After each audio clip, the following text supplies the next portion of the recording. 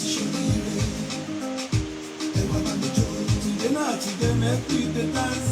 Today na today make we jolly. Today na today make we dey dance o. Today na today make we jolly. Today na today, today na today, today na today, today today. Ire ọmọ ya lẹ́mi o, ire ọmọ wa ya lọ́dọ̀ mi. Ayọ̀ ya lẹ́mi o, ayọ̀ I carry everybody. Ire ọmọ ya lẹ́mi o, ire ọmọ wa ya lọ́dọ̀ mi.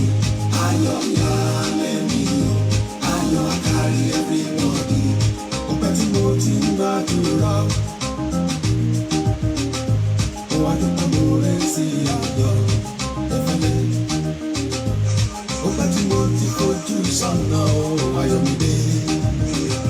Plenty blessing lójoojúmọ́, ire ayọ̀ lójoojúmọ́, ayọ̀ ló yá lọ́dọ̀ mi, ire ọmọ yá lọ́dọ̀ mi, ayọ̀ yìí I carry everybody, ẹ ṣàmì.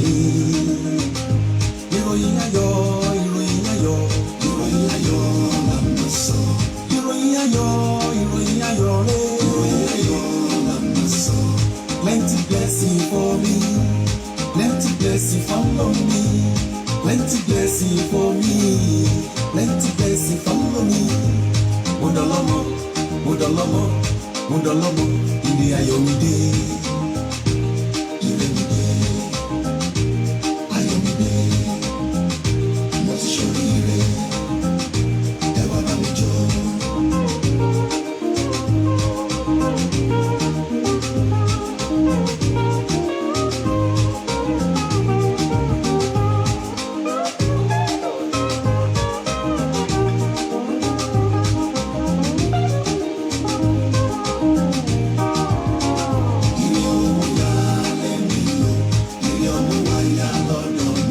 Bẹ́ẹ̀ ni ire owó, ire ọlá, ire ọmọ àlùbáríkà ó yálé gbogbo wa ní agbára Ọlọ́run. Ẹ káàbọ̀ sórí ètò ti àṣálẹ́. Bẹ́ẹ̀ ni ètò ìròyìn ayọ̀ ti bẹ̀rẹ̀ náà nìyẹn. Ẹ pé gbogbo ẹ̀yin tèmi pátápátá ẹ sọ fún wọn pé ìròyìn ayọ̀ ti bẹ̀rẹ̀ pẹ̀lú Ṣọlé Kenny ní Accra, Ghana náà fi kalẹ̀ sí.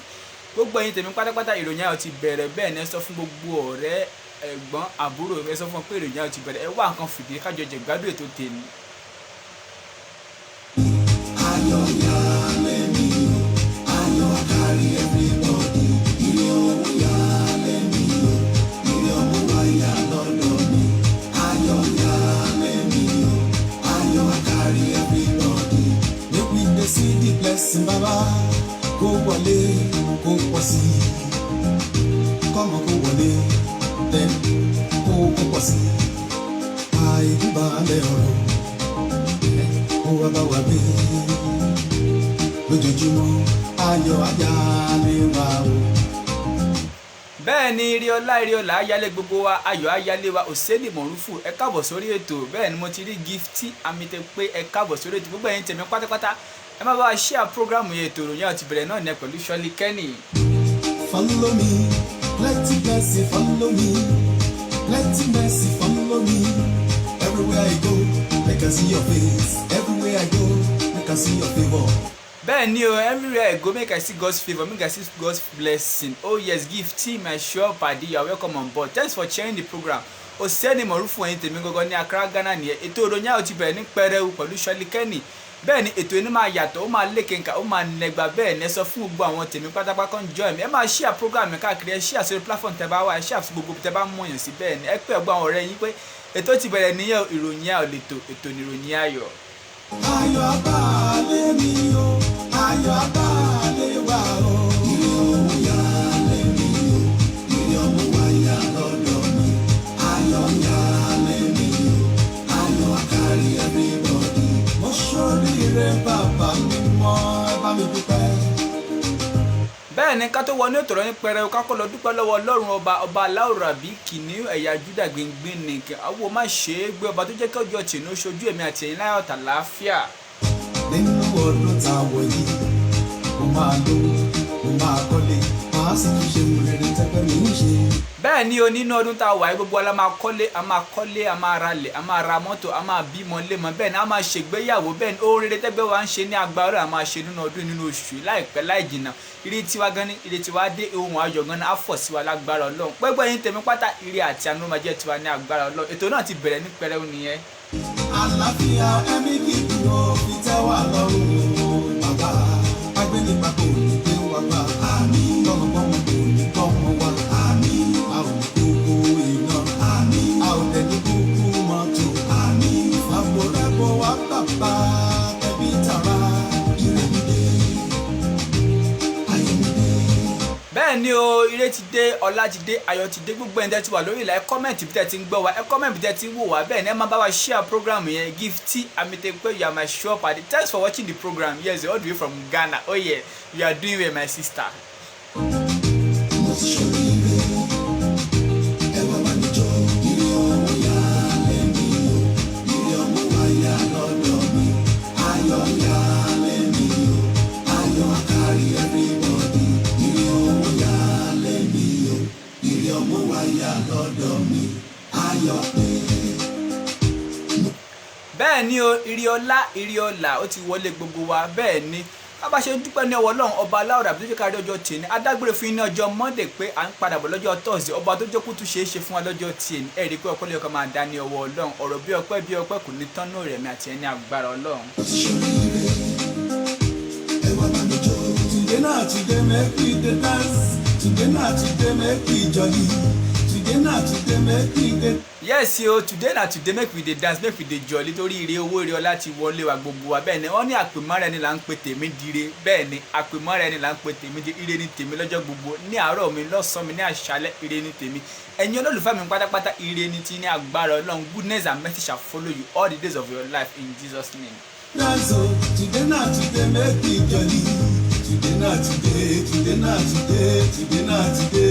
today ọmọ ya lẹ́mí o ire ọmọ wa ya lọ́dọ̀ mi ayọ̀ ya lẹ́mí o ayọ̀ kárí everybody ire ọmọ ya lẹ́mí o ire ọmọ wa ya lọ́dọ̀ mi ayọ̀ ya lẹ́mí o ayọ̀ kárí everybody. bẹ́ẹ̀ ni o ire ọlá ayálé gbogbo wa ní agbára Ọlọ́run. ọpẹ́ tí mo ti ń gbàdúrà ó wá dúpẹ́ mo rẹ̀ sí àgbọ̀ ọpẹ́ tí mo ti fojú sọ́nà ó ayọ̀mídé plenty blessing lójoojúmọ́ ire ayọ̀ lójoojúmọ́. bẹ́ẹ̀ ni Gift Amitepe you are welcome on board thanks for joining the program Osieni Morufu ètò ti bẹ̀rẹ̀ ní ẹni pẹ̀rẹ̀ bẹ́ẹ̀ ni ká ló máa dúpẹ́ lọ́wọ́ àwọn ẹni bí ẹni àwọn èèyàn bí èèyàn àwọn alátìlẹyìn wa. ayọ̀ ọmọ ya lọ́dọ̀ mi ire ọmọ ya lọ́dọ̀ mi ayọ̀ yíyá kárí everybody ẹ ṣàmì ìròyìn ayọ̀ wà ló sọ ìròyìn ayọ̀ gbogbo ẹni tẹ́ ti wà lórí ìlà pátápátá ẹ máa bá wa share program mo ti rí Olúbísí ọmọ bíbí Akínlóye lórí ìlà bẹ́ẹ̀ ni ẹ káàbọ̀ sórí ètò. plenty blessing for me plenty blessing follow me plenty blessing for me plenty blessing follow me. gbogbo ẹni tẹ́ ti wà lórí ìlà ẹ ṣe kí ni ẹ máa ṣe ẹ máa kí ni ẹ máa comment bí tẹ́ ti ń gbọ́ wa bí tẹ́ ti ń wò gbogbo ẹ̀yin tèmi pátápátá ẹ ṣe ẹ comment bí tẹ́ ti ń gbọ́ wa bí tẹ́ ti ń wò wá ìròyìn ẹ̀ ò lè tò ètò ìròyìn bá ṣe máa ń ṣe ní gbogbo ọjọ́ Monday àti ọjọ́ Thursday ní dédé aago 7 sí aago 8 àṣálẹ́ bẹ́ẹ̀ ni you are doing well my sister. mo dọ̀lọ́mọ ilé ayọ̀mídé. bẹ́ẹ̀ ni kí ló máa dúpẹ́ lọ́wọ́ àwọn jàǹkànjàǹkàn àwọn alátìlẹ́yìn bẹ́ẹ̀ ni kí ló máa dúpẹ́ lọ́wọ́ ẹni bí ẹni èèyàn bí èèyàn àwọn alátìlẹ́yìn tó wà lẹ́yìn wa ní gbogbo ìgbà àwọn tó ń fàdúrà ràn wá lọ́wọ́ tó ń wo program tó ń share program gbogbo ẹ̀yin olólùfẹ́ wa pátápátá àti ẹ̀yin fáǹsì wa kí ló máa dúpẹ́ lọ́wọ́ nílẹ̀ ọkọ̀ọ̀kan mélòó ni mo fẹ́ ka mélòó ni mo fẹ́ sọ.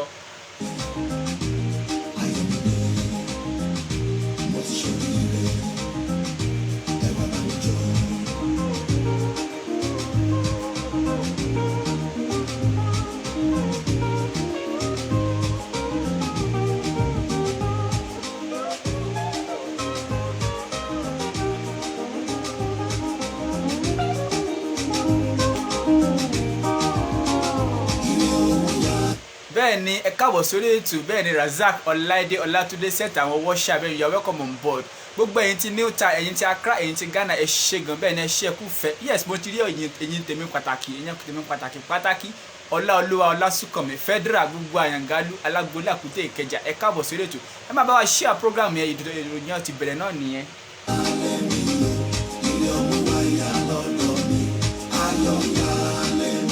lákọ̀ọ́kọ́ kí ló máa dúpẹ́ lọ́wọ́ ẹni bẹ́ẹ̀ ni àwọn tó tì wá lẹ́yìn bẹ́ẹ̀ ni Alhaji Quadri Hamzat bẹ́ẹ̀ ni ambassador of entertainment bẹ́ẹ̀ ni gbajúgbajà rédíò presenter ni wọ́n rédíò TV presenter ni wọ́n nílùú Ghana àti káàkiri West Africa bẹ́ẹ̀ ni ẹ ṣé gan fún àtìlẹ́yìn àfúnfúnni fún àtìlẹ́yìn ní gbogbo ìgbà ẹ ṣé gan adúpẹ́ lọ́wọ́ yín.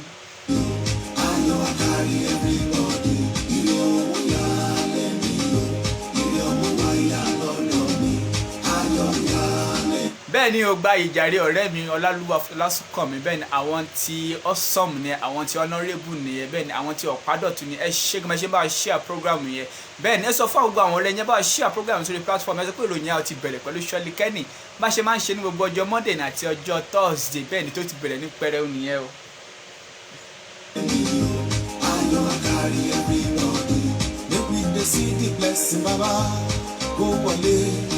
bẹ́ẹ̀ ni ká tún lọ máa dúpẹ́ lọ́wọ́ ẹni bí ẹni bẹ́ẹ̀ ni Alhaji Musa Baba àwọn ni president Yorùbá community ní gbogbo Ghana bẹ́ẹ̀ ni ẹ ṣé gan fún àtìlẹ́yìn yín fún ọ̀rọ̀ fẹ́ tẹ fún wa ní gbogbo ẹ ṣé gan adúpẹ́ lọ́wọ́ yín bẹ́ẹ̀ ni ẹ ṣé gan. ó pọ̀ sí i kọ́mọ kó wọlé tẹ kó pọ̀ sí i. ẹ̀yin àti àwọn fáǹsì mi tó wà ní Nàìjíríà àti Accra àti Ghana àti Nigeria àti US káàkiri àgbáyé mi ò lè máa kà yín tọ́ bẹ́ẹ̀ ni ẹ ṣé gan fún àǹfààní yín ẹ jẹ́ ká wọnú ètò lọ ní pẹrẹu bẹ́ẹ̀ ni ètò ti bẹ̀rẹ̀ náà nìyẹn.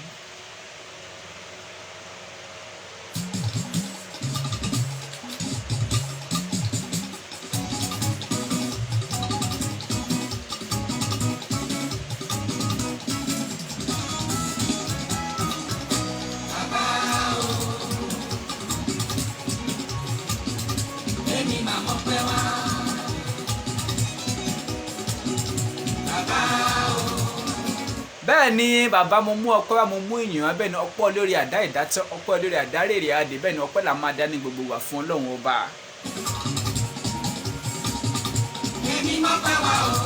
bẹ́ẹ̀ ni o Yínká James lẹ́ ń gbọ́ yẹ òun náà yíkí náà tó fi ń jíde ètò lọ́wọ́ tá a wà Yínká James lẹ́ ń gbọ́ yẹ. ọpẹ́ olóore àdá àdátọ́ ọpẹ́ olóore àti rèrè adé lórí ilé mi àti lórí ẹbí mi o bàbá o ọ̀rọ̀ mi jọpẹ́ lọ.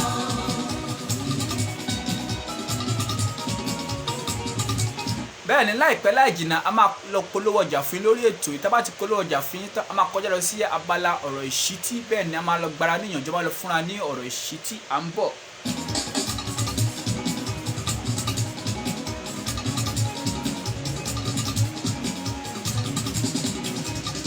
olúborí àjàgún ajagun máa fi ti bọ́n ṣe ọ̀bàmùbámú ojú ọ̀nà òṣè gbámú agbóhùn àtẹ ilẹ̀ bẹ́ẹ̀ mo rọ́mọ́ rẹ lórí èmi lọ́wọ́ rẹ lórí iṣẹ́ mi. bẹ́ẹ̀ ni mo rí ọwọ́ Ọlọ́run nínú ayé mi mo rí ọwọ́ Ọlọ́run nínú iṣẹ́ mi lórí ayé àwọn olólùfẹ́ mi mo tún rí ọwọ́ Ọlọ́run torí gbogbo wa mò ń wò tójú wa ń dán tínú wa ń dùn bẹ́ẹ̀ ni tá à ń ṣe ohun rere tá à ń gbé rere dá ṣe ọpẹ́ ni fún Ọlọ́run bó ẹ bá ń gbọ́ Ọlọ́run tóbi. mo rọ́mọ́ rẹ lórí èmi lọ́wọ́ rẹ lórí ilẹ̀ mi ó ti ṣe nílé mi kó máa ṣe lọ bàbá o dákun máa ṣe dúró ó lè lẹ̀ o.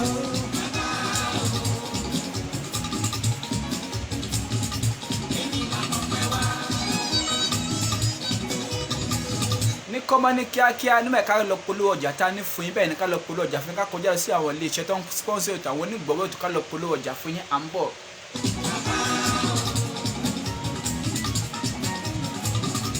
èmi máa pẹ́ wá o ọpẹ́ olóore àdá àdàtọ̀ ọpẹ́ olóore àdúrẹ́mi adé lórí ilé mi àti lórí ẹbí mi o bàbá o ọ̀rọ̀ mi jọpẹ́ lọ. tipẹ́tipẹ́ lọ bá ìbáyọ̀ mi wàhálà kọrí. bẹ́ẹ̀ ni o tipẹ́tipẹ́ lọ bá tábà ti yọ̀ mí wá náà kọrí ọmọ ti lọ bẹ́ẹ̀ ni gbórí ọ̀fẹ́ lọ́la jẹ́ bẹ́ẹ̀ ni wọ́n ṣe gan dáná dàdí Mudashiru Babalọlá ẹ ṣé gan, ẹ káàbọ̀ sórí ètò Sàn Díẹ̀ Díẹ̀, ẹ ṣé gan, ẹ káàbọ̀ sórí ètò gbogbo ẹ̀yin tèmi pátápátá. Ẹ kọ́mẹ̀ntì bí tẹ́ ti ń gbọ́ wa, ẹ kọ́mẹ̀ntì tẹ́ ti ń gbọ́ wa, bẹ́ẹ̀ ni ẹ kọ́mẹ̀ntì tẹ́ ti ń wò wá orí ètò ìròyìn àwọn ẹlẹ́pẹ̀lú Ṣọ́lí Kẹ́ni. Gbogbo ẹ̀yin tèmi pátápátá Nàìjíríà ní Ghana ní ẹ ṣé gan, ẹ kú ìfẹ́. Ọmọ ti lọ, ìfẹ́ ti fẹ́ lọ fẹ́ ìbáyọ̀ mi. Wọn lọ́la kọrí ọmọ ti lọ, bẹ́ẹ̀ ìdí ṣalákọrí. Ọ̀rọ̀ mi ló fọwọ́ lórí. Mo ń bọ̀, ẹ jẹ́ ká sáré délé iṣẹ́ Papi T Affordables, bẹ́ẹ̀ ni à ń bọ̀. Oríire ti dé fún gbogbo èèyàn ìpínlẹ̀ Èkó àtàwọn agbègbè tó súnmọ́ wọn o. Papi T Affordable Enterprises ló ní ẹ máa bọ̀. Fún onírúurú fóònù tẹ́ bá fẹ́ lóríṣiríṣi. À ń ta laptop, à ń repair laptop, à ń unlock oríṣiríṣi àwọn laptop àti fóònù. Bẹ́ẹ̀ la tún ṣe flashy. Ilé ìtajà Papi T Affordable Enterprises ń tà fáwọn aláràtúntà, bẹ́ẹ̀ ni wọ́n tún tẹ ẹyọ. Wọ́n ń ta gbogbo gadget accessories lóríṣiríṣi. Bákan náà lẹ lè ọ̀dà fún irúfẹ́ fóònù àti laptop tẹ́ bá fẹ́ online. Lọ́wọ́ kan yóò sì kàn yín lára. Ilé ìtajà Papi T Affordable Enterprises wà ní number 5 Fabolode Street, Fabolode bus stop, Akute Junction nípínlẹ̀ Ògùn. Ẹ lè kàn sí wa lórí Instagram page wa Papi T Affordables tàbí email papitaffordables@gmail.com. Website wa ní www.papitaffordablescent.com. Fún ẹ̀kúnrẹ́rẹ́ àlàyé pé Mr. Olúwaléyé Michael Olúwatósìn tí gbogbo èèyàn mọ̀ sí Papi T sórí +234 704 300 0194 tàbí +234 809 603 8231. Fojúlówó fóònù àti láptọ̀pù tó lálòpẹ́ Papi T ni ẹ kàn sí. Ìṣàlákọrí. Bẹ́ẹ̀ ni òun lẹ ti gbọ́ nípa iléeṣẹ́ Papi T Affordables. Bẹ́ẹ̀ ni iléeṣẹ́ Papi T Affordables. Ẹ jẹ́ ká ló ṣàlàyé díẹ̀ sí fún nípa iléeṣẹ́ Papi T Affordables. Ẹ̀yin tẹ́ fẹ́ ra fóònù, tẹ́ fẹ́ ra kọ̀ǹpútà tàbí tẹ́ fẹ́ ra laptop, ẹ kàn sí wọn ní iléeṣẹ́ Papi T Affordables. Bẹ́ẹ̀ ni quality ni wọ́n ń tà. Diligence is our pride ní iléeṣẹ́ Papi T Affordables. Bẹ́ẹ̀ ni diligence is our pride. Ibikíbi tẹ́ bá wà ẹ lè order fóònù yín, ẹ lè order fóònù tẹ́ bá Nàìjíríà lẹ wà ní, Ghana lẹ wà ní, anywhere tẹ́ bá lórí mẹ́rin àgbáyé fóònù yẹn á dọ̀dọ̀ yín níwọ́ lọ́wọ́ kan. Bẹ́ẹ̀ ní iléeṣẹ́ Papi T Affordables. Wọ́n wà ní number 5 Fabolode Street, Fabolode bus stop, Akute Junction, Akute Ogun State. Bẹ́ẹ̀ ní iléeṣẹ́ Papi T Affordables wà. Ọ̀rọ̀ mi ló bí wọn nínú. Ọpẹ́ lọ bá àrántí. Ẹ̀gbọ́n mi àtàtà Akínọlá IBK Samuel ẹ káàbọ̀ sórí ètò. Ọláolúwa Ọlásùnkànmí Federal gbogbo àyàngalú ẹ káàbọ̀ sórí ètò. Olúbísí ọmọ bíbí Akínlóye bẹ́ẹ̀ ni mo ti rí ẹ̀yin tèmi, bẹ́ẹ̀ ni ẹ káàbọ̀ sórí ètò. Àrántí ló gbé mi ró. Ọpẹ́ lọ bá àrántí. Àrántí ló gbé mi ró.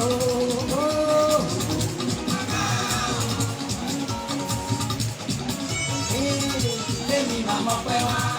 Bẹ́ẹ̀ ni nípa iléeṣẹ́ Papi T Affordables, oríṣiríṣi fóònù tẹ́ bá fẹ́ rà ní iléeṣẹ́ Papi T Affordables.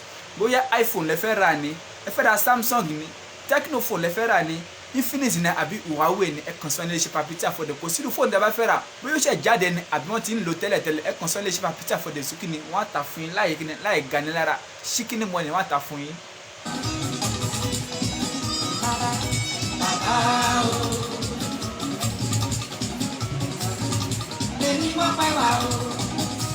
Gbogbo ẹ̀yin olólùfẹ́ tẹ́ ti wà lórí ìlà pátápátá máa bá wa share program yẹn, bẹ́ẹ̀ ni ẹ bá wa share síbi platform tẹ́ bá wa káwọn èèyàn lè jàǹfààní ètò yẹn, bẹ́ẹ̀ ni. Ẹ bá wa share ìròyìn ẹ̀ sínú ayé gbogbo wọn, ìròyìn ẹ̀ ètò ìròyìn ẹ̀ pẹ̀lú Ṣọ́lí Kẹ́ni. Ẹ bá wa share ìròyìn ẹ̀ káwọn kan lè mọ tó ń lọ ní ìgboro, kan lè mọ bó ṣe ń lọ. Lórí ilé mi àti lórí ẹbí mi o. Bàbá o, ọ̀rọ̀ mi jọpẹ́ lọ. Bẹ́ẹ̀ ni mo ti rí ọlọ́wọ́ bọ́tìnì mi bẹ́ẹ̀ ni Olúwatóbilọ́ba Yusuf àwọn tí àfọ àtàfírík ṣàfihàn nìyẹn, bẹ́ẹ̀ ni mo bẹ́ẹ̀ ń gbádùn Nàìjíríà lọ́wọ́lọ́wọ́. Ẹ ṣé gan bẹ́ẹ̀ ṣe kí ni bẹ́ẹ̀ ṣe ń darapọ̀ mọ́ lórí ètò ìròyìn ayọ̀. Bí mo ṣe ń sọ nípa iléeṣẹ́ Papi T Affordables, ẹ lè pe aláṣẹ àtọ̀dá iléeṣẹ́ náà lórí nọ́mbà yìí. Ẹ pe Mr. Olúwaléyé Michael Olúwatósìn, àwọn ni aláṣẹ àtọ̀dá iléeṣẹ́ Papi T tí gbogbo yẹn mọ̀ sí Papi T. Bẹ́ẹ̀ ni Papi T gangan ni Mr. Michael Olúwaléyé Olúwatósìn. Ẹ pè wọ́n sórí nọ́mbà yìí +234 704 300 0194 lẹ́ẹ̀kan sí +234 704 300 0194 nọ́mbà tó já sí iléeṣẹ́ Papi T Affordables ní ẹ̀ tẹ́ fẹ́ ra fóònù, tẹ́ fẹ́ ra kọ̀ǹpútà, tẹ́ fẹ́ ra laptop àbí tẹ́ fẹ́ ra gbogbo fóònù accessories pátápátá ẹ kàn sí iléeṣẹ́ Papi T Affordables. Ó ṣe jẹ́ nípa iléeṣẹ́ Papi T Affordables. Ẹ ṣé gan.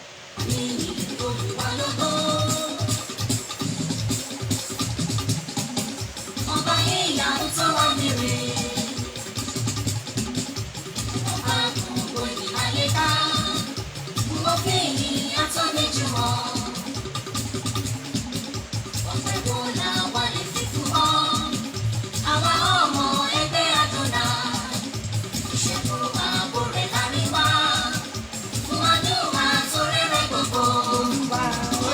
bẹ́ẹ̀ ni Yínká James lẹ́ ń gbọ́ yẹn bẹ́ẹ̀ ni Olúwa ọpẹ́ ni fún ètò sì ń tẹ̀síwájú ní pẹrẹu ètò ìròyìn náà sì ń tẹ̀síwájú ní pẹrẹu aago 7 kọjá ìṣẹ́jú 19 bẹ́ẹ̀ ni ní ọ̀dọ̀ tiwa nígbà tí Accra ní ìlú Ghana la wà ní bíbá ẹ̀.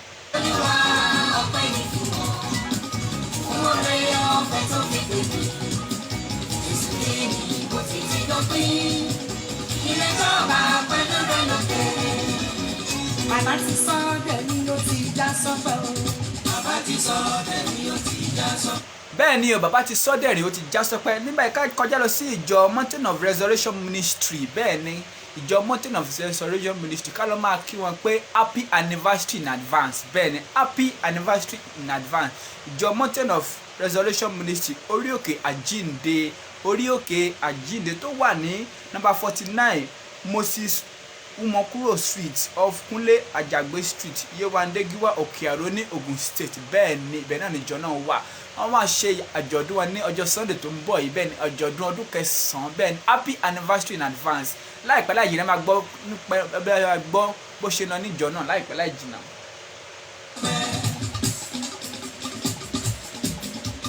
Bàbá ti sọ dẹ̀mí ó ti já sọ́pẹ́ o. Bàbá ti sọ dẹ̀mí ó ti já sọ́pẹ́ o. Gbogbo ọ̀rọ̀ pátá tó ń jù wá lọ́kàn gbogbo ọ̀rọ̀ pátá tó ń bà wá lọ́kàn jẹ́ ó ti sọ dẹ̀mí ó ti já. bẹ́ẹ̀ ni gbogbo ẹ̀yin èèyàn tèmi tẹ́tí wà lórí ìlà bẹ́ẹ̀ ni ẹ bá kọ́mẹ̀ntì bí tẹ́tí ń gbọ́ bí tẹ́tí ń wò ẹ jẹ́ ká mọ̀ pé iná ti wà ń bẹ́ ẹ jẹ́ ká mọ̀ pé ti wà lórí ìlà bẹ́ẹ̀ ni ọ̀rọ̀ wa ti já sọ́pọ̀ ti já sẹ́ọ̀ ní agbára Ọlọ́run. ó ti sọ dẹ̀mí ó ti já sówó ó ti sọ dẹ̀mí ó ti já sọ́lá bàbá ti sọ dẹ̀mí ó ti já sọ́pẹ́. bẹ́ẹ̀ ni ọ̀rọ̀ mi ti já sọ́pẹ́ ọ̀rọ̀ mi ti já sọ́lá ó ti já sẹ́ọ̀ bẹ́ẹ̀ ni ìyẹn tèmi ẹ̀yin olólùfẹ́ mi náà ọ̀rọ̀ yẹn ti já sọ́pẹ́ ní ọdún tuntun ọdún ayọ̀ ọdún ìgbéga torí ìròyìn ayọ̀ lè tó ètò ìròyìn ayọ̀ ìròyìn ayọ̀ ló máa ṣẹlẹ̀ nínú ayé gbogbo wa ní agbára Ọlọ́run. olúborí o ajáborí ẹ ṣeun. bẹ́ẹ̀ ni nípa ìjọ Mountain of Resurrection Ministry bẹ́ẹ̀ ni ẹ jẹ́ ká máa ṣàlàyé fún yín nípa ìjọ wọn bó ṣe ń ṣe àwọn programs wọn bẹ́ẹ̀ ni ẹ jẹ́ ká ṣàlàyé fún àwọn church activities wọn gbogbo ẹni tẹ́ wà ní Òkè-Àró tẹ́ wà ní Ìkẹjà tẹ́ wà ní Alágbolé tẹ́ wà ní Àkútè tẹ́ wà ní Ìṣàgá tẹ́ wà ní Làǹbẹ́ ẹ darapọ̀ mọ́ ìjọ Mountain of Resurrection Ministry ní gbogbo ọjọ́ Sunday bẹ́ẹ̀ ni ní gbogbo ọjọ́ Sunday ní a máa ń ṣe program wọn ní aago 6 àárọ̀ kùtù náà máa ń ṣe tí wọ́n fi tí wọ́n waste time aago 6 àárọ̀ di aago 9 àárọ̀ náà máa ń ṣe program lọ́jọ́ Sunday bẹ́ẹ̀ ni aago 6 àárọ̀ kùtù àárọ̀ di aago 9 àárọ̀ ní program lọ́jọ́ ọjọ́ Sunday.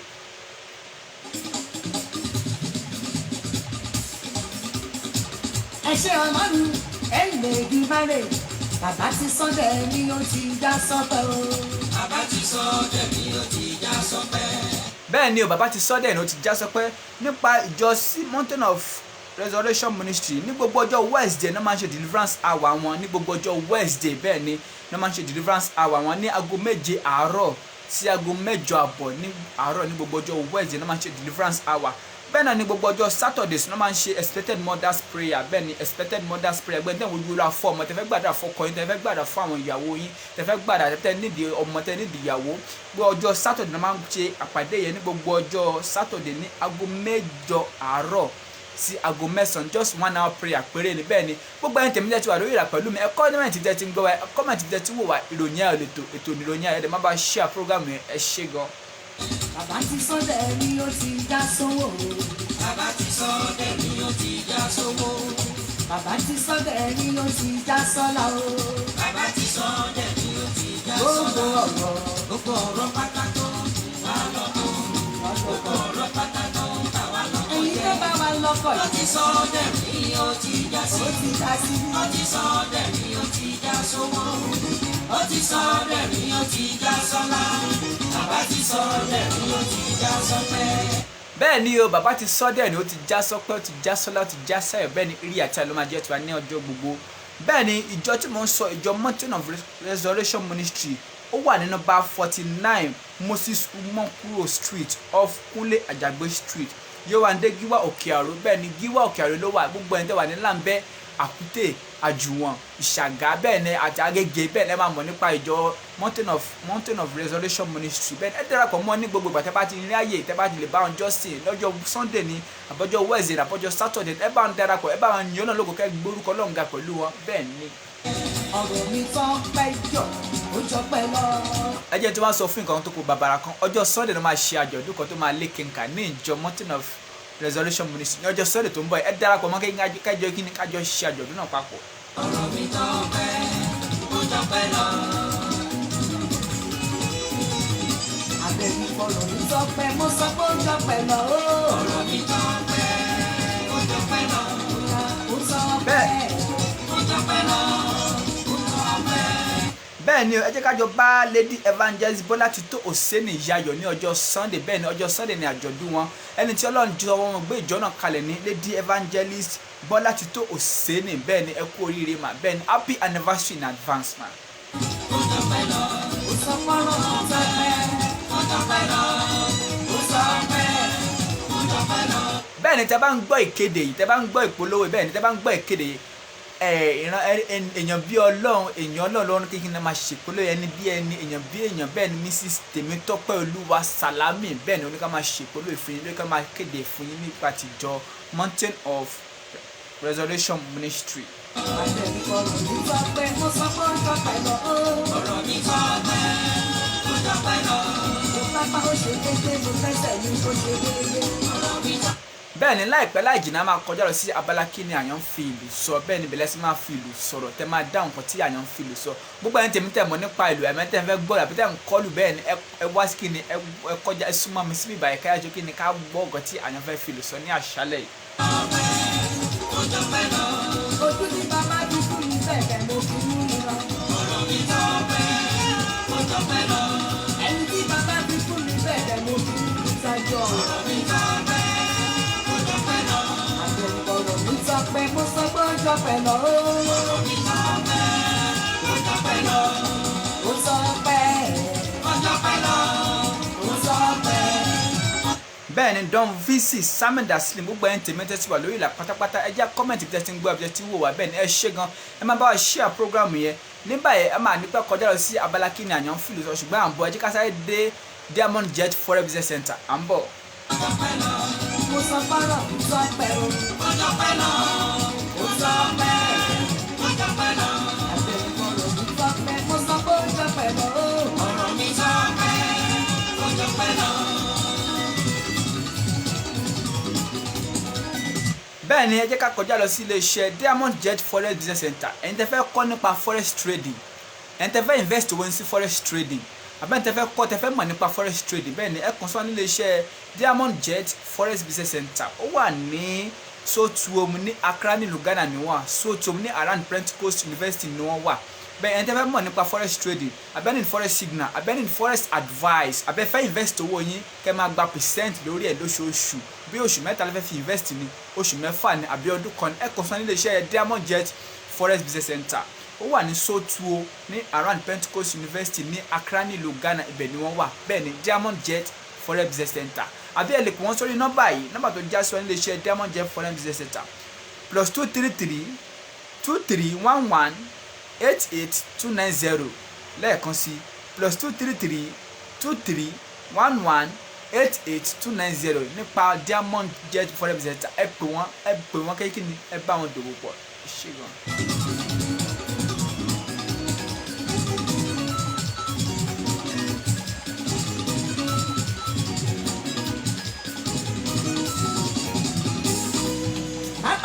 bàbá nìyàgà ẹ ṣeun. bàbá ò ṣe Olúwa ò ṣe bàbá ò ṣe Olúwa ò ṣe onílé ọlá arúgbó ọjọ́ ọ̀gbànìgbàmù tí kánìlà ọba bí rẹ̀ ò sí láyé Elédùmarè. bẹ́ẹ̀ ni ẹ jẹ́ ká kọjá lọ sí iléeṣẹ́ Samitech Nigeria Limited bẹ́ẹ̀ ni iléeṣẹ́ Samitech Nigeria Limited fóònù àti láptọ̀pù ni wọ́n tún ṣe gbogbo ẹni tẹ́ fẹ́ tún fóònù ṣe tẹ́ fẹ́ tún láptọ̀pù ṣe àbẹ́fẹ́ kọ́ bó ṣe ń ṣe fóònù bó ṣe ń ṣe láptọ̀pù ẹ kàn sọ ní iléeṣẹ́ Samitech Nigeria Limited. Elédùmarè bàbá yìí lókè ẹ ṣeun. ẹnu gíga Elédùmarè ẹ ṣeun. ọmọ mi lọmọ lọ́wọ́ àdìsá.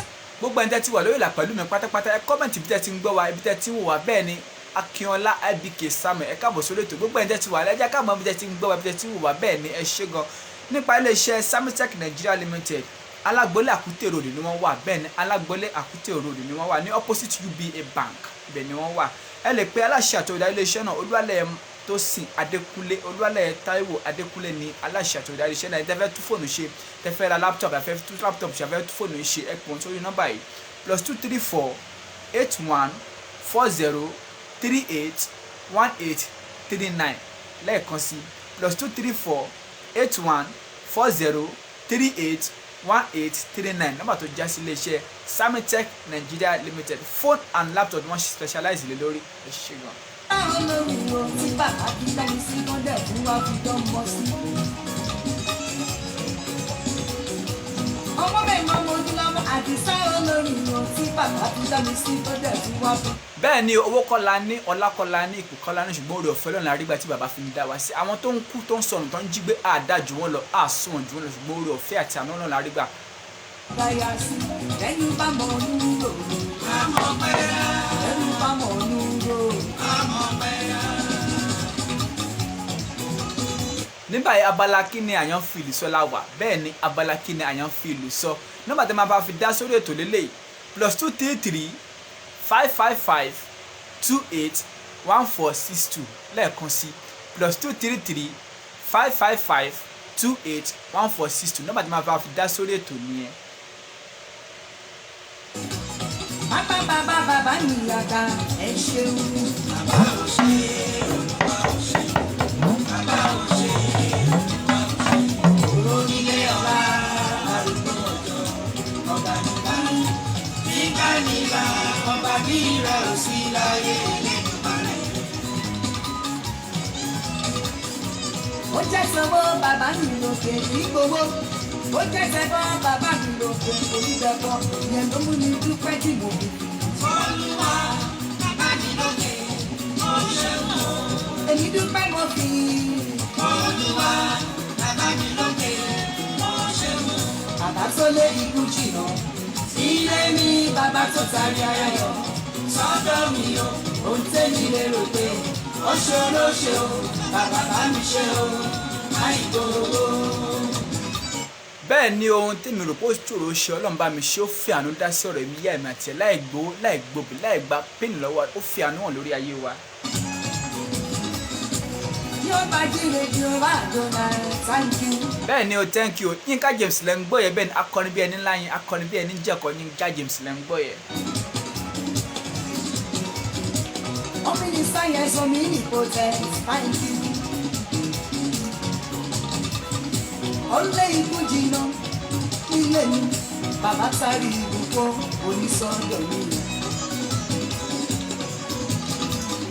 Ọlé àìsàn jìnnà nílé mi bàbá tarí oríire onísọ̀dọ̀ mi.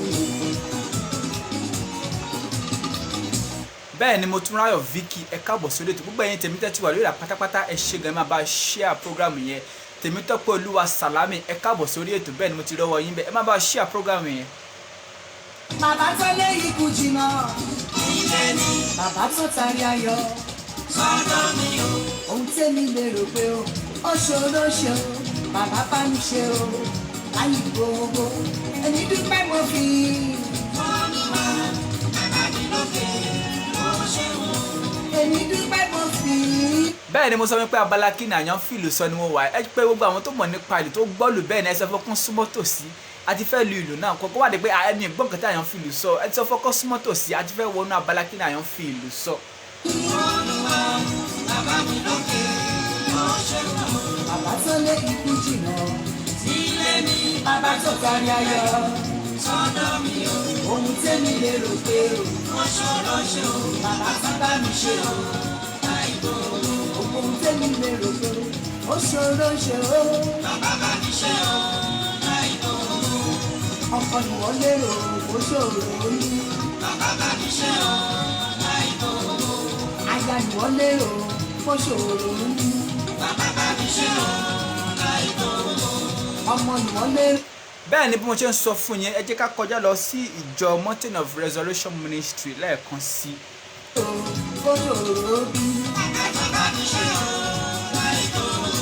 Iṣẹ́ ni wọ́n lérò àyíkó ṣòro. ìjọ Mountain of Resurrection Ministry orí òkè àjíǹde Mountain of Resurrection Ministry orí òkè àjíǹde ó wà ní number 49 Moses Umonkoro Street off Kunle Ajagbe Street Yewande Giwa Òkè Àró Ogun State bẹ́ẹ̀ ni ibẹ̀ náà ni ìjọ náà wà ìjọ Mountain of Resurrection Ministry à ń kéde pé happy anniversary in advance bẹ́ẹ̀ ni happy 9th anniversary in advance ká máa kí mọ́mí wa kú oríire bẹ́ẹ̀ ni Mrs. Oseni bẹ́ẹ̀ ni ẹ kú oríire bẹ́ẹ̀ ni happy anniversary in advance à ń bọ̀ a máa ṣàlàyé bí ìsìn ṣe lọ ní ìjọ náà fún yín ní once and sport. Bàbá ti bá mi ṣe o, bàbá fi mí lọ́kàn balẹ̀ o. Ẹni máa wá kẹgbà tù pa wá o. Ẹ wá wá ní sá o. Bẹ́ẹ̀ ni ká máa kí mọ́mí wa Miss Lady Evangelist Bolatito Oseni àwọn ni Ọlọ́run tí wọ́n gbé ìjọ náà kalẹ̀ bẹ́ẹ̀ ni ìjọ Mountain of Resurrection Ministry orí òkè àjíǹde bẹ́ẹ̀ ni ọjọ́ Sunday ni máa ṣe bẹ́ẹ̀ ni àjọ̀dún wọn bẹ́ẹ̀ ni happy anniversary in advance.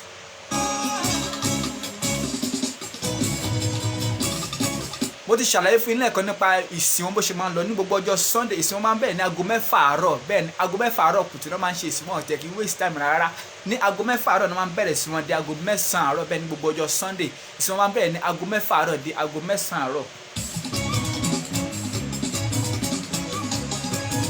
bákan náà ní ọjọ́ Wednesday gbogbo ọjọ́ Wednesday wọ́n máa ń ṣèpàdé deliverance hour ní aago 7 àárọ̀ sí aago 8 àbọ̀ aago 7 àárọ̀ sí aago 8 deliverance hour àárọ̀ kùtùkùtù náà máa ń ṣe ní gbogbo ọjọ́ Wednesday wọ́n máa ń gbàdúrà fún iṣẹ́ wọn gbàdúrà fún ilé gbàdúrà fún ẹbí gbàdúrà fún gbogbo ọ̀nà gbàdúrà fún ìdílé wọn ní gbogbo ọjọ́ Wednesday ní aago 7 àárọ̀ sí aago 8 àbọ̀ deliverance hour. Ẹgbẹ́ náà wá kẹgbà tù pa wá o. Ẹ wá wá ní sá o. bákan náà ní gbogbo ọjọ́ Saturday bẹ́ẹ̀ ní gbogbo ọjọ́ Saturday wọ́n máa ń ṣe kí ni expected mothers bó tó ń wojú ọlá fún ọmọ tó ń wojú ara fún ọkọ àbí tó ń wojú ara fún aya bẹ́ẹ̀ ni ní gbogbo ọjọ́ Saturday ló máa ń ṣe ìpàdé ní aago 8 àárọ̀ sí aago 9 1 hour péré ni wọn kì í waste time rárá wọn kì í fi àkókò ṣòfò 1 hour péré ni wọ́n dẹ̀ máa keep to time ní aago 8 àárọ̀ sí aago 9 wọ́n tẹ̀ ń wojú ara fún ọmọ àbí tó ń wojú ara fún ìyàwó àbí fún ọkọ tàbí fẹ́ gbàdúrà fún ọmọ gbàdúrà fún ọkọ gbàdúrà fún ìyàwó aago 8 àárọ̀ ní gbogbo ọjọ́ Saturday expected mothers prayer. ojúmọ́ ṣe ń mọ́ ò máa dáre ojúmọ́ ṣe ń mọ́ ò máa dáre ojúmọ́ ṣe ń mọ́ ò máa dáre ìbùkún rẹpẹtẹ ojúmọ́ ṣe ń mọ́ ò máa dáre ọlá. bẹ́ẹ̀ ni ìjọ Mountain of Resurrection Ministry ó wà ní number 49 bẹ́ẹ̀ ni number 49 Moses Umonkoro Street off Kunle Ajagbe Street Yewande Giwa Òkè Àró bẹ́ẹ̀ ni ẹ bá wọn kí ni ẹ bá wọn jọ́sìn papọ̀ gbogbo ẹni tẹ́ wà ní Alágbolé tẹ́ wà ní Ìṣàgà tẹ́ wà Lágége tẹ́ wà ní Ìkẹjà tẹ́ wà ní Láǹbẹ́ bẹ́ẹ̀ ni ẹ darapọ̀ mọ́ wọn ẹ bá wọn jọ́sìn papọ̀.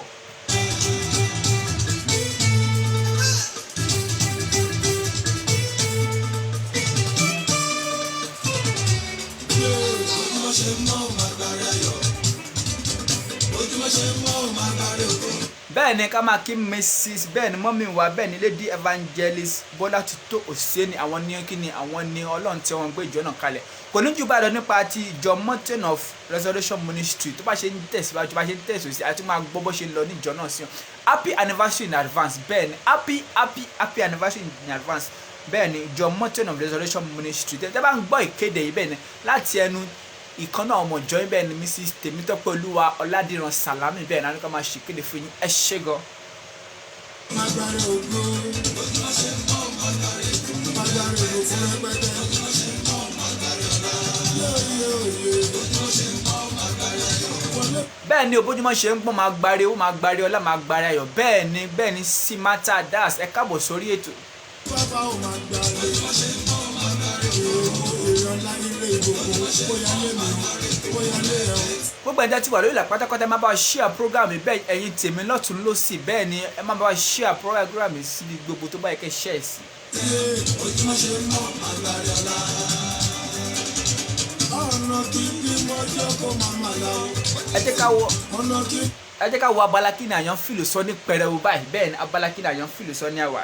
ní mọ́rún kó máa máa yọ ilé òye o èrè owó èrè ọlá èrè ìbùkún tó yá lọ́dọ̀ mi o èrè alọ́nà kíkí mọ́jọ́ kọjọ́ máa máa la. bẹ́ẹ̀ ni ọ̀nà kì í dí mọ́jọ́ kọjọ́ máa yọ ọ̀nà kì í dí mọ́rùn kórùn máa là ní gbogbo ọ̀nà gbogbo ẹ̀yin tèmi ẹ̀yin olólùfẹ́ mi ẹ̀yin ti ṣẹ́lí kẹ́ni ọ̀nà ní dímọ̀ nínú oṣù yìí nínú ọdún yìí àárí tiwa ṣe ní agbára Ọlọ́run. ọ̀nà kíkí mọ́rún kórùn máa máa yọ ọjọ́ bàbá èrè owó ire ọlá ire gbogbo bóyá lọ́dọ̀ mi ire ojúmọ́ ṣe mọ́ màgbára ayọ̀ wọlé bàbá ò màgbára ojúmọ́ ṣe mọ́ màgbára kó gbára kí gbogbo wa gbára ojúmọ́ ṣe mọ́ màgbára gbogbo rẹpẹtẹ ojúmọ́ ṣe mọ́ màgbára ọlá. bẹ́ẹ̀ ni ẹ jẹ́ ká kọjá lọ sí abala kí ni àyàn fọ́ọ̀lì sọ.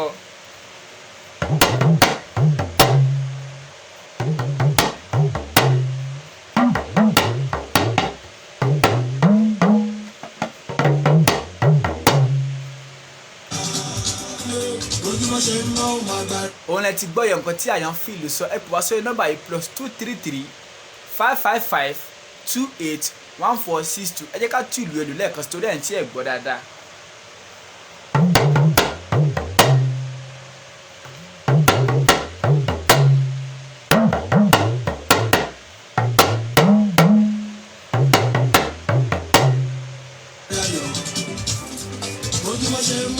bẹ́ẹ̀ òun lẹ ti gbọ́ yẹ bẹ́ẹ̀ ni ẹ pè wá sórí nọ́mbà yẹn kẹ́ ẹ sọ̀kan tí àyàn fìlò sọ kẹ́ ẹ jẹ ẹ̀bùn mo sọ fún mi pé aláṣẹ àtọ̀dá iléeṣẹ́ Papity Affordables ó ti kó ẹ̀bùn rẹpẹtẹ fún wa ká máa pè fún yín lórí ètò yìí gbogbo ẹni tẹ́ bá pè wá wọlé tẹ́ sọ̀kan tí àyàn fìlò sọ bẹ́ẹ̀ ẹ̀bùn ńlá wà fún yín lórí ètò yìí bẹ́ẹ̀ ẹ máa pè wá lẹ́yọ̀ kọ̀ọ̀kan lọ́tún lósì ẹ máa pè wá. Magbare ògo ilé ògo ojúmọ́ ṣe mọ́ magbare ìbùkún rẹpẹtẹ ojúmọ́ ṣe mọ́ magbare ọlá.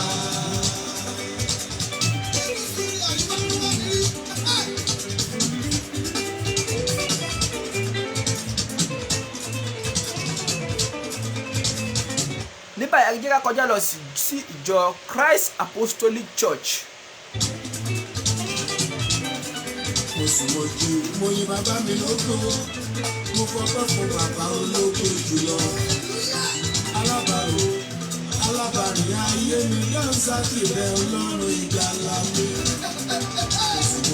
mo ń bọ̀ ní kájọ kọjá lọ sí ìjọ Christ Apostolic Church ẹ jẹ́ ká sáré fún yín ní bẹ́ẹ̀ ni ọ̀rọ̀ ìṣítí. mo yin bàbá mi lógo mo fọpẹ́ fún bàbá ológo jùlọ ìwọ lálábàárò alábàárìn ayé mi dánsákì rẹ ọlọ́run ìgbàlà mi. ojúmọ́ ṣe mọ́ magbare ayọ̀ wọlé bàbá ò magbare ojúmọ́ ṣe mọ́ magbare ojúlówó rọ̀bù wọn tí wọ́n jẹ lọ kí má ṣe pàdé ojú ìbẹ̀rẹ̀ èrè owó èrè ọlá mo yà sọ́dọ̀ ni o.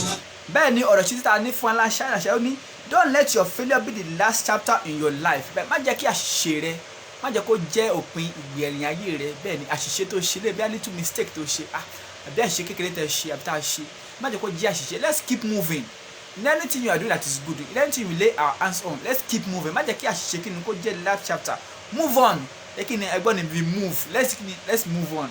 ìwọ náà sọ tiẹ̀ ojúmọ́ ṣe ń mọ́ magbare ayọ̀ wọlé bàbá ò magbare ojúmọ́ ṣe ń mọ́ magbare ojúmọ́ ṣe ń mọ́ magbare òkùnkùn rẹpẹtẹ ojúmọ́ ṣe ń mọ́ magbare. bẹ́ẹ̀ni let's move on mo ṣe ń bá ọ sọ let's create another chapter because àṣìṣe ni ó lè jẹ́ olóma lead to blessing olóma lead to breakthrough ọ̀la má jẹ́ kí àṣìṣe tá a ṣe lẹ́nu kó kí ni kó wé wa down kó di wa lọ́wọ́ àti tẹ̀síwájú let's move on because we have a lot of things to do we have a place to go we have many places to go a ní ibi tó ga ibi tó pọ̀ láṣẹ ní láti lọ má jẹ́ kí àṣìṣe kékeré tá a ṣe lẹ́nu má jẹ́ kó dá wa dúró.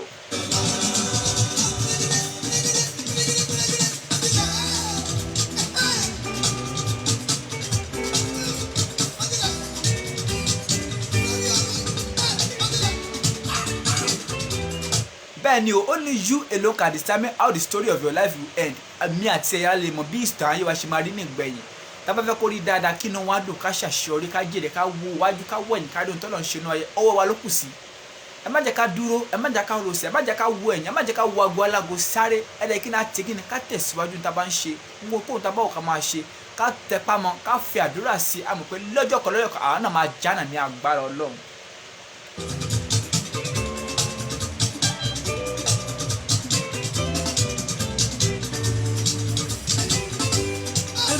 bẹ́ẹ̀ ni kí n máa fi àsìkò dúpẹ́ lọ́wọ́ bàbá mi bẹ́ẹ̀ ni Reverend Ebenezer O Alabi ní Accra ní ìlú Ghana àwọn ní ìránṣẹ́ Ọlọ́run ti jọ Mission of Hope Ministry bẹ́ẹ̀ ni ẹ ṣé gan jọ olóyìnbá ni wọ́n wà ní Accra ní ìlú Ghana ẹ ṣé gan fún ọ̀rọ̀ ìṣítí ẹ máa ń fún wa ní gbogbo ìgbà lójoojúmọ́ ní gbogbo ìgbà ẹ ṣé gan.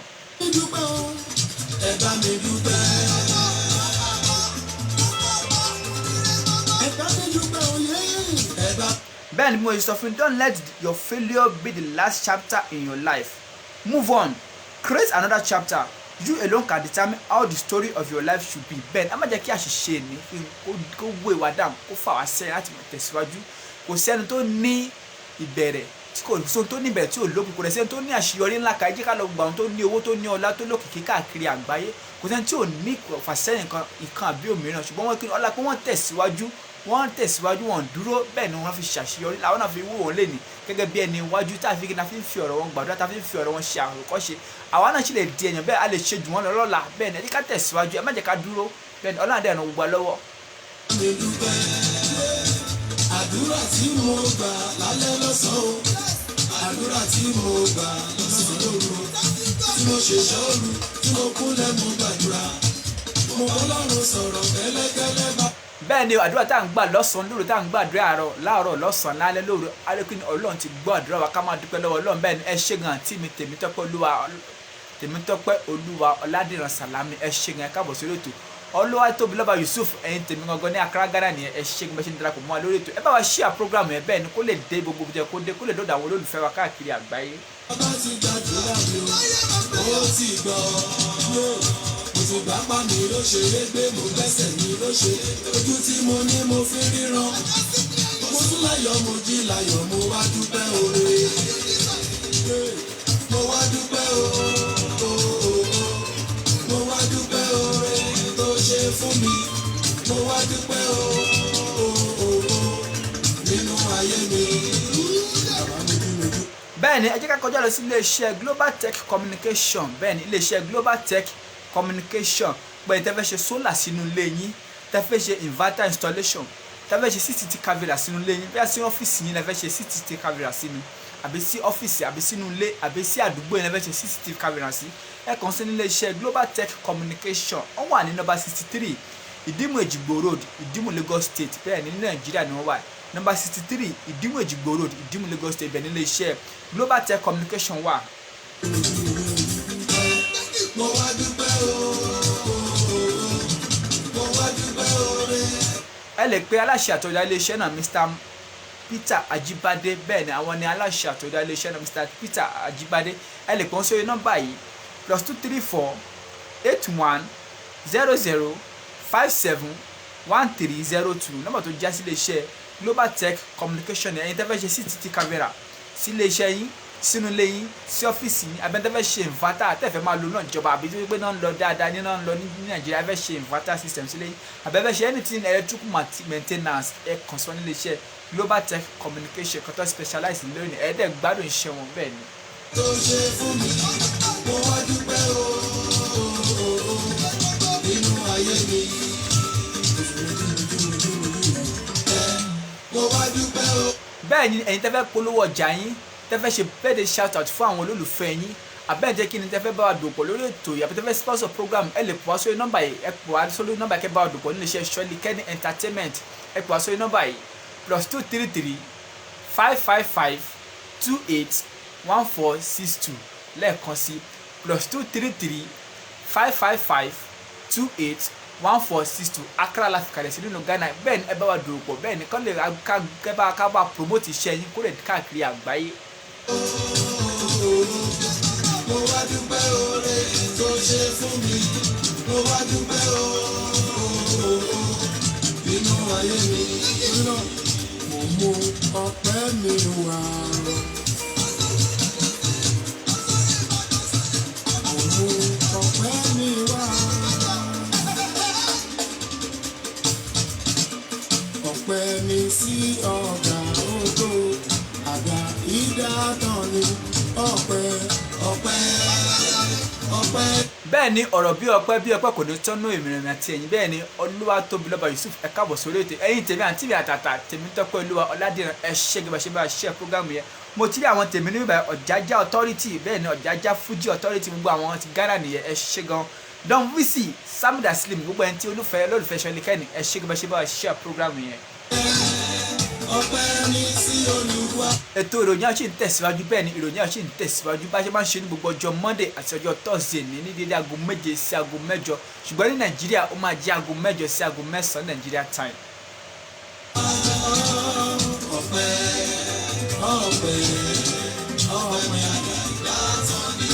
bẹ́ẹ̀ ni ẹ ṣe gan my daddy Mudashiru Babalọlá san díẹ̀ má san fún ní gbèsè àwọn bàbá mi gangan ni àwọn tí àwọn ni mafia àwọn bàbá tiwa ní Ghana ni ẹ ṣe gan fún àtìlẹ́yìn yín. mo wá dúpẹ́ oore tó ṣe fún mi mo wá dúpẹ́ nínú ayé mi. bẹ́ẹ̀ ni ẹ̀yin tèmi àtàtà bẹ́ẹ̀ ni Fẹ́mi Olúmídé ẹ káàbọ̀ sórí ètò mo ti rọ́wọ́ yín bẹ́ẹ̀. mo wá dúpẹ́ oore tó ṣe fún mi mo wá dúpẹ́ nínú ayé mi. báyìí jẹ́ ká kọjá lọ sí ìjọ Christ Apostolic Church Orísun Ìyè bẹ́ẹ̀ ni Orísun Ìyè Fountain of Life Gospel Ministry ó wà ní nọ́mbà 7 Abúlé Òjó Road Alágbolé Àkútè Ògùn State ibẹ̀ ní ìjọ Christ Apostolic Church Orísun Ìyè ibẹ̀ ní ìjọ wọn náà wà.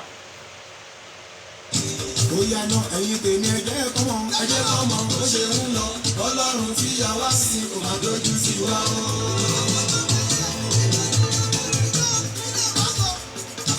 bẹ́ẹ̀ ni ọjọ́ kọ́ mọ̀ pé orí ọ̀fẹ́ Ọlọ́run ó tó fún wa Ọlọ́run tá à ń sìn Ọlọ́run bá tá à ń sìn Jésù Kristi gbogbo wa ń sìn kò dojú tiwa kò dojú àdúrà tiwa bá ṣe ń pè lọ́tún ló ń dá wa lóhùn lósì bá ṣe ń pè ní kọ̀kọ̀ ló ń dá wa lóhùn ní gbangba ẹ jẹ́ kọ́ mọ̀ orí Ọlọ́run ayé wa. Wọlé Papa lẹ̀ ń gbọ́ yẹ Wọlé Papa ti dé Papa Wọlé ti dé Wọlé Papa lẹ̀ ń gbọ́ yẹ Life on the Sea lẹ̀ ń gbọ́ láti ẹnu Wọlé Papa. ẹ jẹ́ kọ́ mọ bó ṣe ń lọ Ọlọ́run tí a wá ń sìn kò má dojú tiwa jẹ́ kọ́ mọ bó ṣe ń lọ Ọlọ́run tí a wá ń sìn kò má dojú tiwa mo ń tẹnu mọ́ ẹ jẹ́ kọ́ mọ bó ṣe ń lọ Ọlọ́run tí a wá ń sìn kò má dojú tiwa o. bẹ́ẹ̀ ni ká máa ṣàlàyé gbogbo ìjọsìn wọn fún nílé ìjọ CAC Orísun Ìyè ní gbogbo ọjọ́ Sunday ni wọ́n máa ń ṣe ìpàdé Sunday service wọn ní aago 8 àárọ̀ sí aago 11 bẹ́ẹ̀ ni aago 8 àárọ̀ náà wọ́n máa ń ṣe programs wọn ní gbogbo ọjọ́ Sunday aago 8 àárọ̀ sí aago 11 bẹ́ẹ̀ náà ni ọjọ́ Tuesday wọ́n máa ń ṣe Bible study wọ́n máa fi ọ̀rọ̀ Ọlọ́run gbára wọn níyànjú ní gbogbo ọjọ́ Tuesday ní ìrọ̀lẹ́ ọjọ́ Tuesday ní aago 6 sí aago 8 àṣálẹ́ ní gbogbo ọjọ́ Tuesday aago 6 sí aago 8 àṣálẹ́ bẹ́ẹ̀ náà ni ní gbogbo ọjọ́ Tuesday wọ́n máa fi ọ̀rọ̀ Ọlọ́run gbára wọn níyànjú. ẹ sọ fún ẹgbẹ́ kan mọ̀ ó ṣe ń lọ Ọlọ́run tí a wá sí kò má dojú tiwa o. ní gbogbo ọjọ́ Wednesday náà máa ń ṣèpàdé aláboyún oníbísí ọlọ́mọ wẹ́wẹ́ àtàwọn tó máa ń gbàdá fún ọmọ gbàdúrà fọ́kọ ní gbogbo ọjọ́ Wednesday náà máa ń ṣèpàdé náà ní aago 9 àárọ̀ sí aago 11 ìbẹ̀rẹ̀ tí máa bá ìyáàfin Mercy Olúwalẹ̀ pàdé bẹ́ẹ̀ ni àwọn nìyí agbẹ̀bí ìjọ CAC Orísun Ìyè ìyáàfin Mercy Olúwalẹ̀yẹ bẹ́ẹ̀ ni ìbẹ̀rẹ̀ tí máa bá wọn pàdé ní gbogbo ọjọ́ Thursday wọ́n máa ń ṣèpàdé kan ní ọjọ́ Thursday ní aago 8 àárọ̀ wọ́n máa ń gbàdá fún gbogbo iṣẹ́ wọn bẹ́ẹ̀ ni wọ́n máa ń gbàdá fún iṣẹ́ fún ilé fún ẹbí wọn fún ara wọn ní gbogbo ọjọ́ Thursday ní aago 8 àárọ̀ sí aago 10 àárọ̀ ní gbogbo ọjọ́ Thursday bákan náà ní gbogbo ọjọ́ Friday ní wọ́n máa ń ṣe ìṣọ́ru wọn ní gbogbo ọjọ́ Friday ní wọ́n máa ń ṣe ìṣọ́ru ní aago 12 àárọ̀ sí aago 4 àárọ̀ ní àárọ̀ kùtù ní wọ́n máa ń ṣe ìṣọ́ru wọn ní ìjọ CAC Orísun Ìyè tó wà ní nọ́mbà 7 Alágbolé Road Àkútè Ògùn State ní Nàìjíríà. wọ́n ṣe sun ọ̀rọ̀ mi dọ̀wọ́ ẹ̀. ẹ̀dá mi máa ṣe sun ọ̀rọ̀ mi dọ̀wọ́ ẹ̀. mo pakuru mọ́ mi gbogbo retí ń bẹ lóko. mo pakuru mọ́ mi gbogbo retí ń bẹ lọ́sàá. ní ìjọ CAC Orísun Ìyè wọ́n máa ń ṣe ìpàdé kan ní oṣù mẹ́ta ìpàdé máa ń wáyé ní gbogbo March, June, September àti December ní gbogbo ọdún ló máa ń wáyé èyí tó máa wáyé ní March ó máa wáyé ní March oṣù yìí ní ìparí oṣù yìí ní Wednesday, Thursday, Friday tó gbẹ̀yìn oṣù bẹ́ẹ̀ ni mo ti rí èèyàn tèmi àtàtà bẹ́ẹ̀ ni Saheed Corner bẹ́ẹ̀ ni aláṣẹ àtòdá iṣẹ́ Cornerstone Radio ẹ káàbọ̀ sórí ètò. ẹni ká gbẹgbẹ wá fún mi níyà yìí ni mo wà o. bẹ́ẹ̀ ni àfáà Saheed Corner ẹ káàbọ̀ sórí ètò aláṣẹ àtòdá iṣẹ́ Cornerstone Radio bẹ́ẹ̀ ni àwọn ti lẹ́gbẹ̀gbẹ́ ànábìnrin àwọn ti Supreme Matter ni ẹ ṣe gan ẹ káàbọ̀ sórí ètò. àlùkò gbélé wá fún mi níyà yìí ni mo dúró sí. bí mo ṣe ń sọ nípa ìjọ CAC Orísun Ìyè ìpàdé tó máa ń ṣe ní gbogbo oṣù mẹ́ta March, June, September and December tí oṣù yìí máa wáyé ní ọjọ́ tó gbẹ̀yìn Wednesday, Thursday, Friday tó gbẹ̀yìn oṣù yìí bẹ́ẹ̀ ni Wednesday Thursday Friday tó gbẹ̀yìn oṣù yìí ní olú ìjọ wọn ní number 7 Abúlé Òjó Road Alágbólé Àkútè Ògùn State. Ìpàdé náà máa ń jẹ́ 72 hours program. Bẹ́ẹ̀ ni èmi yóò ṣe ohun tuntun ní àkórí ìpàdé náà. Èmi yóò ṣe ohun tuntun tó mú àkórí náà nínú Isaiah 53 verse 19. Èmi yóò ṣe ohun tuntun, I will do a new things.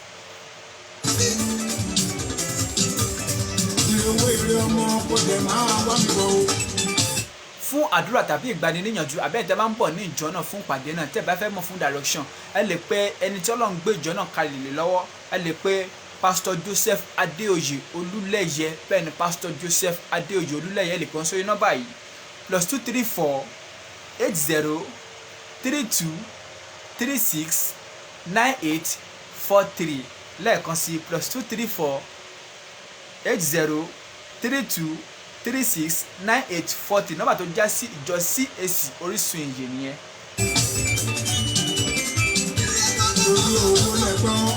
Ẹ ṣé gan Saheed Kọ́nà aláṣẹ Supreme Matter Enterprises bẹ́ẹ̀ náà ni àwọn ní aláṣẹ Cornerstone Radio ẹ káàbọ̀ sórí ètò.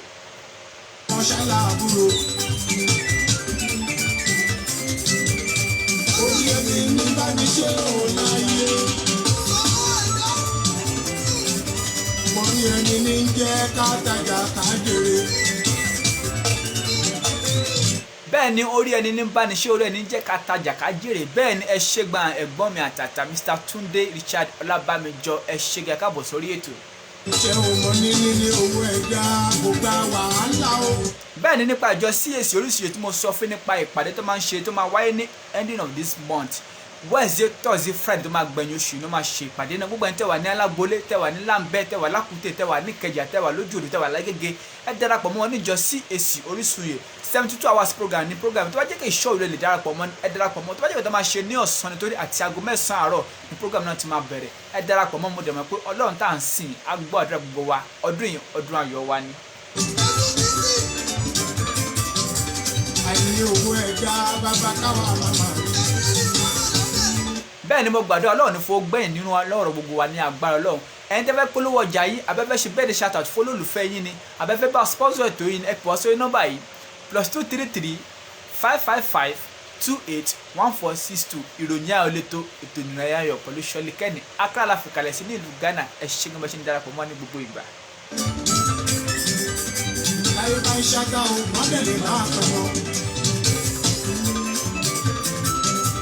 Ẹ̀kú onímọ̀jọ́ kọjọ́ kò bá yọ. Ibi gíga làwọn ọjọ́. Bẹ́ẹ̀ ni ibi gíga là ń bọ́jọ́ ibi gíga là ń máa lọ ní agbára Ọlọ́run àní ìrìlẹ̀ Olúbísí ọmọ bíi Akínlóye bẹ́ẹ̀ ni ẹ ṣé gan Tèmítọ́pẹ́ Olúwa Ọládìran Sàlámì àǹtí mi àtàtà ẹ ṣé gan mo rọ́wọ́ yín bẹ́ẹ̀ you are doing well my sister. Ẹ̀yin tíá ẹ̀dẹ̀dẹ̀ ẹ̀bẹ̀rẹ̀ fún jómi. Ọ̀nà tó bá wù mí ọmọdé lè gbóhùn mi gbà lọ. Torí náà ṣèkì ọbọdú ló láwọn ẹ̀wẹ̀. Bẹ́ẹ̀ ni àní máa dẹ́pẹ́ dágbére fún yín lórí ètò yìí ẹ lè follow wa lórí àwọn social media handles wa ẹ lè follow wa lórí Facebook tàbí lórí YouTube Ṣọ́lí Kẹ́ni Entertainment bẹ́ẹ̀ ni ẹ sáà search fún Ṣọ́lí Kẹ́ni Entertainment lórí YouTube Ṣọ́lí Kẹ́ni Entertainment náà ni kẹ́ follow wa kẹ́ subscribe page wa kẹ́ lè máa rí àwọn videos program tá a ti ṣe sẹ́yìn àbí ìtẹ́ fẹ́ tá a ti fẹ́ ṣe ibẹ̀ ni gbogbo videos wa wà bẹ́ẹ̀ ni orí Facebook náà ibẹ̀ láti máa ṣe program wa so Facebook wa lè fún notification tó bá ti fẹ́ bẹ̀rẹ̀ program ẹ ṣáà search fún Ṣọ́lí Kẹ́ni Entertainment àbí lórí Instagram Ṣọ́lí Kẹ́ni Entertainment náà ni bẹ́ẹ̀ dọ̀jọ́ orí Twitter náà ni a wà ń bẹ̀ kò sí gbogbo platform kí ni tá a sí níbẹ̀. Ṣèkì ọbọdú bóyá ló láwọn ẹ̀wẹ̀ ọmọge. Bẹ́ẹ̀ ni orí ètò ìròyìn aláwà ètò oníròyìn ayọ̀ bẹ́ẹ̀ ni pẹ̀lú Ṣọ́lí Kẹ́ni bá ṣe máa ń ṣe ní gbogbo ìgbà rẹ̀. Lájì mo ti ṣe bí àlùjọ.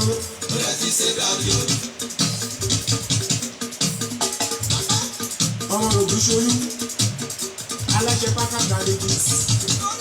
Àwọn ìdíkúlé àmọ́sùn ṣàmà dábọ̀dọ̀gbọ̀dọ̀ gbogbo ara mo bí díẹ̀. Bẹ́ẹ̀ ni ní abala kí ni àyàn fíìlù sọ ẹyin tí wá tẹ́ ẹ̀ tí pè wọlé àní pé máa dágbére fún lórí ètò a máa sọ nǹkan tí àyàn fíìlù sọ torí ọ̀rọ̀ ẹ̀yin tẹ́ wà lórí ìlà kẹ́lẹ̀ gbọ́ nǹkan tí àyàn fíìlù sọ torí ọjọ́ míì bẹ́ẹ̀ ni ẹ ṣe máa bá fọkàn bá lọ́nà. Bàbá mi tọ́jú Abídé ọmọ bá mẹ́kẹ́. Ẹ káàbọ̀ sábò pásítẹ́nì ìṣàwọlé bàbá olórin níbí ìlú. Bẹ́ẹ̀ ni nǹkan tí àyàn fíìlù sọ ni pé ire ni tèmi tìrẹ bẹ́ẹ̀ni ìyẹn fẹsẹ̀ halẹ̀ ire ló ń wá ire ni tèmi tìrẹ bẹ́ẹ̀ ni ire ọ̀tún ire òsì ire iwájú a máa jẹ́ tèmi àti yín ní agbára Ọlọ́run orí ètò ìròyìn ayọ̀ lẹ́wà bẹ́ẹ̀ ni kò ní jù báyìí lórí ètò ìròyìn ayọ̀ bá ti di ọjọ́ Monday tó ń bọ̀ ní dédé aago 7 sí aago 8 ní Nàìjíríà ó máa jẹ́ aago 7 sí aago 9 ẹ tún darapọ̀ mọ́ gbogbo ẹ̀ tẹ́ fẹ́ ní nǹkan láti bá wa sọ tàbí tẹ́ fẹ́ polówó ọjà yín ẹ pè wá sórí nọ́mbà wa +233 555 281462 bẹ́ẹ̀ ni orúkọ mi ni Olúwalẹ́yẹ Kẹ́hìndé Olúṣọlá tí gbogbo ẹ̀ mọ̀ sí Ṣọlí Kenny orí ètò ìròyìn ayọ̀ ní ẹwà. kí n tó máa dá gbọdọgbọdọ alimadu mo ti ṣe bí àlùjọ mo lè ti ṣe bí àlùjọ. ṣé o bá ti gbọ́ mi lórí lóògùn mi tó wọlé bàbá ń ṣeré àwọn bèbí àgbàjọ àwọn bọ̀bọ̀ àfihàn ọmọdé má fi para ṣáà máa bọ̀ òye tẹ̀sùràká dáńsì.